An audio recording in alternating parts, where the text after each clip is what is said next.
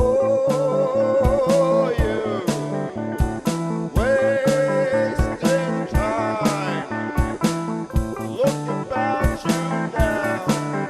Make up your mind.